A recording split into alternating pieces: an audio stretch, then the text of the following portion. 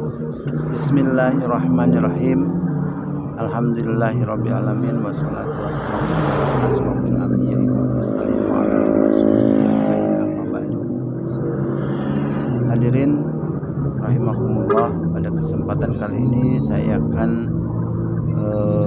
menguraikan atau menerangkan kewajiban-kewajiban mengenai jenazah.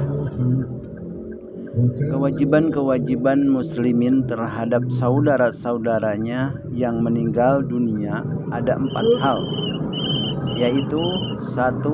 Memandikan, 2. Mengafani, 3. Menyalatkan, 4. Menguburkan. Memandikan.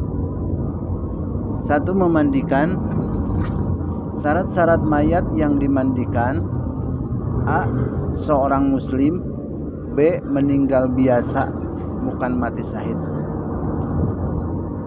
Cara-cara memandikannya: pertama, harus dibersihkan segala najis yang ada pada tubuhnya. Kemudian menyiramkan air ke seluruh tubuhnya sebanyak 3 kali atau 5 kali, ya. 3 kali sampai 5 kali atau 9 kali. Dan pada siraman pertama memakai daun bidara atau sabun pada siraman terakhir. Nah, disunatkan mencampur air dengan kapur barus, tetapi tidak sampai mengubah kemurnian air mutlak. Yang perlu didahulukan ialah anggota wudhu, kemudian seluruh tubuhnya sebelah kanan, dan akhirnya sebelah kiri. Hal-hal yang harus diperhatikan ialah: 1. Bila mayat itu laki-laki, dimandikan oleh laki-laki, dan bila mayat itu wanita, maka yang memandikan wanita pula, kecuali muhrimnya yang laki-laki dibolehkan menurut beberapa kaul, ya. B. Atau yang kedua, bila istri yang meninggal, sebaiknya yang memandikannya adalah suaminya. Sebaliknya, bila yang meninggal itu suaminya, maka yang memandikannya adalah istrinya atau keluarganya yang terdekat, atau memahami cara-cara memandikan. Yang ketiga, yang memandikan tidak boleh menceritakan, ya, bila ditemukan di dalam badannya atau di badannya itu ada cacat atau aib tubuh si mayat. Selain hal di atas, mayat harus dihormati dan dijaga baik-baik agar jangan ada anggota tubuhnya yang rusak. Karena itu, waktu memandikan, mengkafani, dan mengangkatnya harus dengan hati-hati dan bersikap hormat. Itu. Nah, yang kedua, mengafankan jenazah. Mengafankan jenazah dapat dilakukan sekurang-kurangnya dengan memakai selembar kain yang dapat menutupi seluruh auratnya. Namun yang lebih utama adalah yang dapat menutupi seluruh tubuhnya. Dan hal yang disunatkan bagi jenazah laki-laki adalah memakai 3 lembar kain atau 3 lapis tanpa memakaikan baju dan sorban. Sedangkan bagi jenazah perempuan disunatkan memakai 5 lapis kain. 2 lapis untuk kain 2 lapis untuk kain, 1 lapis untuk pakaian, 1 lapis untuk baju, dan 1 lapis lagi untuk kerudung kepalanya. Itu. Terus mengafankan jenazah hendaknya menggunakan kain yang lebih dikenakan oleh jenazah yang bersangkutan selama hidupnya. Untuk itu, kain sutra dapat digunakan sebagai kain kafan jenazah perempuan. Namun bagi perempuan yang belum mukallaf, ya, makruh mengafaninya dengan kain sutra. Mengafankan jenazah lelaki dan wanita yang belum baligh tidak boleh memakai kain sutra. Dan tidak boleh mengafankan jenazah dengan memakai kain yang tercemari oleh najis. Namun dalam keadaan darurat diperbolehkan menggunakan kain sutra berwarna putih atau bahan lainnya sebagai kain kafan. Nah, jika segala macam kain tidak diperoleh, maka jenazah harus ditutupi dengan kulit. Jika tidak ada kulit, maka dengan menggunakan rumput Dan bila tidak ada rumput, maka sebagai alternatif terakhir adalah memakai tanah liat atau lumpur. Dalam mengkafani tidak boleh berlebih-lebihan dan menggunakan kain kafan, dan sebaiknya setiap lapis dari kafan diberi harum-haruman dan kapur bagus. Lubang hidung, telinga, dan mata ditutup dengan kapas. Pada kapas itu boleh diberi harum-haruman. Semua lapis kafan itu diikat agar jangan berantakan waktu diangkat ke kuburan. Nah, itu. Yang ketiga, menyalatkan jenazah. Salat jenazah berbeda dengan salat biasa, karena salat jenazah hanya dilakukan dengan berdiri saja dan memakai 4 kali takbir. Mengenai tata cara adalah sebagai berikut. Pertama, melakukan niat salat jenazah yang berbunyi sebagai berikut: Usolli ala hadal mayyiti. Nah, itu buat laki-laki. Kalau buat perempuan, usolli hadal mayyitati arba'at takbiratin fardol kifayati lillahi ta'ala. Gitu. Yang artinya, aku salatkan mayit ini dengan 4 kali takbir fardu kifayah karena Allah. Kalau tadi aku salatkan mayit laki-laki ini dengan 4 kali takbir fardu karena Allah, gitu ya, fardu kifayah karena Allah, gitu. Nah, niat ini dilakukan bersama-sama dengan takbir, ya, takbir pertama sambil niat ini dilakukan bersama-sama dengan takbir pertama sambil berdiri bagi orang yang mampu berdiri.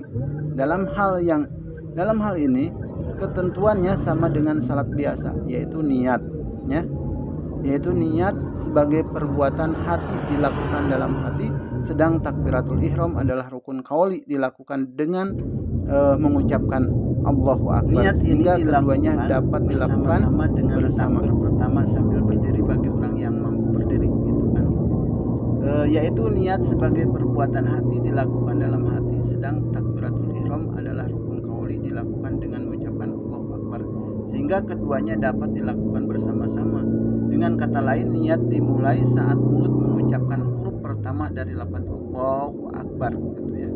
Niat di dalam hati langsung, gitu. Terus membaca surat yang kedua, membaca surat Fatihah atau Al-Fatihah, kemudian melakukan takbir yang kedua, lalu membaca sholawat buat Nabi SAW. Yang paling minim adalah sebagai berikut: Allahumma sholli ala sayyidina Muhammadin. Itu yang paling minim. Ya Allah, limpahkanlah sholawat rahmat buat junjungan kami Nabi Muhammad SAW. Sedangkan sholawat yang lengkap adalah sebagaimana yang dilakukan dalam tasyahud atau tahiyat, ya, tahiyat akhir, yaitu sebagai berikut: Allahumma sholli ala sayyidina Muhammadin wa ala ali sayyidina Muhammadin kama shallaita ala sayyidina Ibrahim wa ala ali sayyidina Ibrahim wa barik ala sayyidina Muhammad wa ala ali sayyidina Muhammad kama barakta ala sayyidina Ibrahim wa ala ali sayyidina Ibrahim bil alamin innaka Hamidum Majid. Yang artinya, ya Allah, limpahkanlah rahmat kepada junjungan kami Nabi Muhammad beserta keluarga sebagaimana telah Engkau limpahkan rahmat kepada junjungan kami Nabi Ibrahim beserta keluarganya, dan berkatilah Nabi Muhammad dan keluarganya sebagaimana telah Engkau berkati Nabi Ibrahim dan keluarganya, dan semesta alam ini sesungguhnya Engkau maha terpuji lagi maha agung. Nah, terus yang ketiga, melakukan takbir yang ketiga lalu diiringi dengan membaca doa bagi mayit yang bersangkutan. Minimal doanya sebagai berikut: Allahumma gfir lahu warhamhu. Nah, itu, ya Allah, berikanlah ampunan baginya dan rahmatilah dia. Itu yang minimnya. Dan doa yang lengkap adalah sebagai berikut: Allahumma gfir lahu warhamhu wa'afihi wa'fu anhu wa akrim nuzulahu wa wasi' madkhalahu wa gsilhu bil ma'i wal salji wal bardi wan nakkihi minal khataya kama yanqa sawbul abyadu minad danasi wa abdillahu wa abdilhu daran khairan min darihi wa ahlan khairan min ahlihi wa zawjan khairan min zawjihi wa adhilhu jannata wa a'izhu min adabil qabri wa fitnatihi wa min adabinar. Ya Allah, berikanlah ampunan baginya, sejahterakanlah dia, maafkanlah dia, muliakanlah tempat beristirahatannya, luaskanlah tempat masuknya, mandikanlah dia dengan air salju dan embun, dan bersihkanlah dia dari segala kesalahan sebagaimana kain putih yang bebas dari kotoran, dan berikanlah kepadanya rumah yang lebih baik daripada rumahnya sebagai penggantinya, keluarga yang lebih baik daripada keluarganya, dan istri yang lebih baik daripada istrinya, dan masuklah dia ke dalam surga, dan lindungilah dia dari azab dan siksa kubur dan dari azab neraka. Apa yang telah disebutkan merupakan doa bagi jenazah lelaki ya. Tetapi bila jenazah perempuan maka doa pertama dibaca sebagai berikut. Namun karena mungkin kepanjangan ya tadi, pokoknya kalau perempuan itu diganti dengan Allahumma gfirlaha warhamha wa'afiha wa'fu'anha wa akrim nuzulahata. Ya terus dan seterusnya seperti itu. Terus doa pertama ya, doa pertama yang tadi keberapa tadi? Keempat ya. Allahumma gfirlaha warhamha itu yang buat terusan tadi yang ketiga, yaitu doanya buat perempuan Allahumma gfirlaha warhamha wa'afiha wa'fu'anha. Kalau buat cowok atau laki-laki yaitu Allahumma gfirlahu wa'afihi warhamhu wa'afihi wa'fu'anhu. Terus doa yang ada lagi keempat ya. Kemudian melakukan takbir yang keempat, dan sesudahnya membaca doa berikut jika jenazahnya lelaki, Allahumma la tahrimna ajrahu wa la tabtina badahu waghfir lana walahu. Ya Allah, janganlah engkau halangi doa kami memohonkan pahala baginya, dan janganlah engkau berikan cobaan kepada kami sesudahnya, dan berikanlah ampunan bagi kami dan baginya. Gitu. Jika jenazahnya perempuan, bacalah atau bacaannya seperti berikut. Allahumma la tahrimna ajraha wa la tabtina ba'daha waghfir lana walaha. Sesudah itu lalu membaca salam sebagaimana salam seseorang dalam salat, yaitu Assalamualaikum warahmatullahi wabarakatuh. Semoga salam sejahtera dan rahmat Allah terlimpahkan kepadamu. Nah, makin banyak yang mensalatkan makin baik ya, makin baik bagi jenazah yang bersangkutan. Sabda Rasulullah Shallallahu Alaihi Wasallam, Allah akan memberikan kelapangan kepada seorang muslim yang meninggal yang disalatkan oleh lebih dari 40 orang. Hadis riwayat Ahmad dan Muslim. Nah, sabda Rasulullah Shallallahu Alaihi Wasallam, Allah akan mengampuni seorang mukmin yang meninggal yang disalatkan oleh orang Islam beramai-ramai yang sampai jumlahnya 3 saf. Itu hadis riwayat Abu Daud dan Tirmidzi. Nah, saf yang paling sedikit ialah 2 orang. Jadi 6 orang sudah dapat dijadikan 3 saf. Itu. Terus selanjutnya menguburkan jenazah. Di antara tujuan menguburkan mayat ialah 1. Menjaga agar jangan timbul bau busuk dari jenazah. 2. Menjaga keamanannya dari gangguan binatang buas dan yang sejenisnya. 3. Karena itu Rasulullah SAW bersabda, galilah dalamkanlah dan luaskanlah kubur itu. Hadis riwayat Tirmidzi dan Nasai. Imam Syafi'i berpendapat dalamnya sama dengan tingginya seseorang. Umar bin Khattab berpendapat lebih dari itu, tegasnya lebih kurang 2 meter, tentunya dengan memperhatikan keadaan tanah, kerasnya atau lunaknya dan sebagainya. Terus cara mengusung jenazah, disunatkan mengusung jenazah ke kubur diusung dari 4 segi kain ya. kalau dulu ya pakai segi kain itu. Boleh membawa jenazah dengan kendaraan dan disuruh membawa jenazah ke kubur dipercepat. Berdiri waktu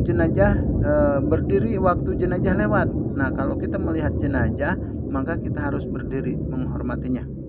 Nah, Amir bin Rabi'ah menerangkan bahwa Rasulullah SAW pernah bersabda, jika kamu melihat jenazah, hendaklah berdiri sampai jenazah itu lewat atau diletakkannya. Hadis riwayat Bukhari.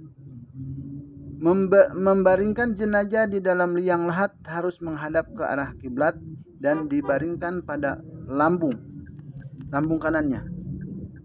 Sesudah itu dianjurkan mengucapkan taziah atau bela sungkawa dan membacakan talqin yang berisi doa untuknya. Kemudian hendaklah dibuatkan batu nisan sebagai pertanda pada arah kepala dan kakinya. Dan saat meletakkan jenazah di dalam liang lahat dianjurkan membaca doa berikut. Bismillahi wa ala milati Rasulillah. Dengan menyebut nama Allah dan semoga berada dalam tuntunan agama Rasulullah SAW. Nah, terus melemparkan tanah ke dalam kubur, gitunya. Abu Hurairah menerangkan bahwa Rasulullah SAW melemparkan tanah ke arah kepala jenazah 3 kali, diriwayatkan oleh Baihaqi. Pada lemparan pertama disuruh membaca minha khalaqnakum, dari tanah kami jadikan, gitu kan. Dari tanah kamu jadikan, dari tanah kami jadikan, gitu. Nah, pada lemparan kedua pihanu idukum, ke dalam tanah kami kembalikan. Dan pada lemparan ketiga minha nukhrijukum tarataan ukhra, gitu ya. Minha ukhrijukum tarataan ukhra, dari tanah kamu kami keluarkan. Begitulah sekali lagi gitu ya, terus aja. Oke.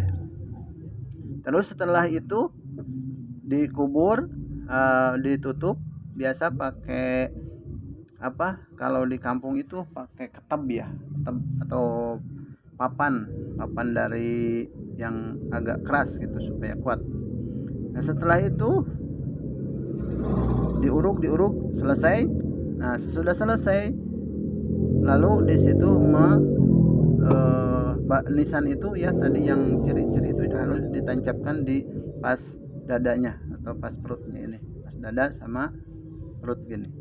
Terus ditalkin. Nah, menurut pengertian bahasa berasal dari talkin itu berasal dari akar kata lakana yulakinu talkinan, yang artinya ialah seorang mengerjakan sesuatu secara lisan kepada orang lain, lalu pada yang diajarkan kepadanya diikuti oleh orang yang bersangkutan.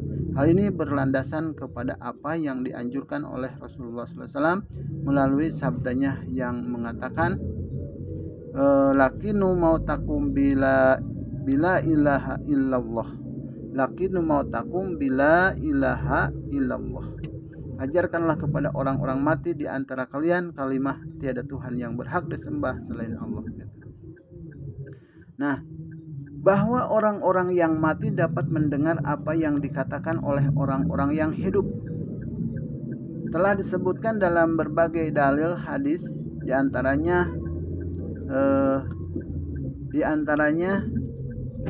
dan yang mula-mula terjadi adalah ketika Rasulullah SAW berbicara kepada kaum musyrik yang terbunuh dalam perang Badar.